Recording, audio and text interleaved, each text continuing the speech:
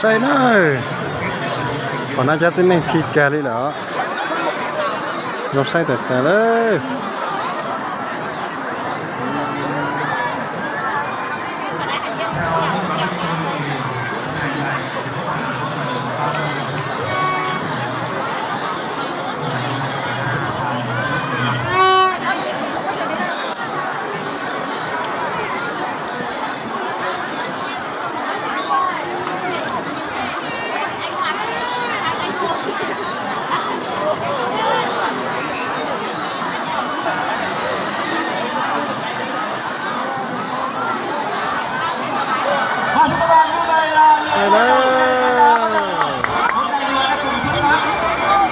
sao để say nữa nó thịt cá đây này nữa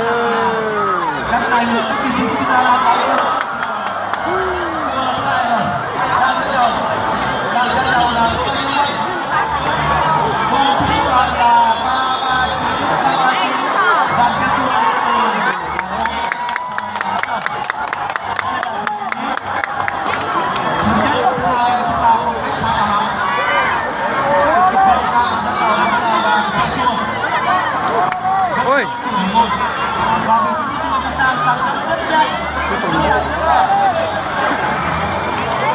đừng hạn chế anh ơi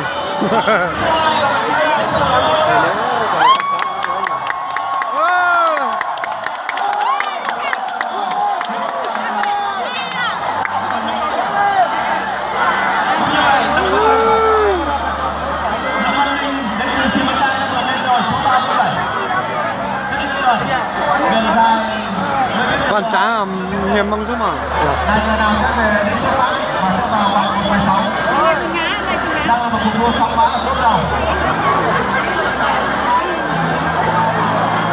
Vâng.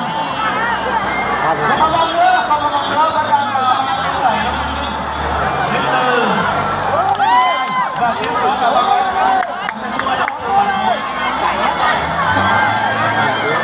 và 34 dùng xe cũ của thành phố đang ở vị trí thứ 3. Tiếp đó là xã Thoại vị trí thứ 4 là Lù Văn Vương số 74 đến từ xã Na Hốt.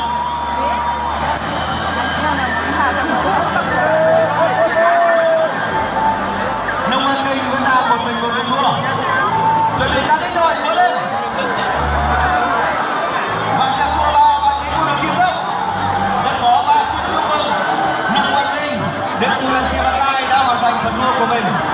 Và tiếp đó vị trí thứ 2 là Vàng Gia Xua số 339.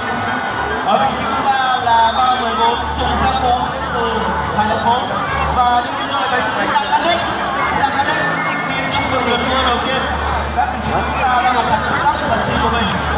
Và chúng ta sẽ chờ kết quả của chúng ta. Sau đây là lượt đua thứ 2. Giang Giang Cố thành phố số 315. Phan Văn Trường, xã Cao Hối số 105, Lương Nam, xã Bản Cải số 322 và Vàng Sao Súng, xã thành phố 8. Đề nghị ở lượt thứ 2, xã Tân Nhật Ca, sẽ đưa các quần đá vào tập kết.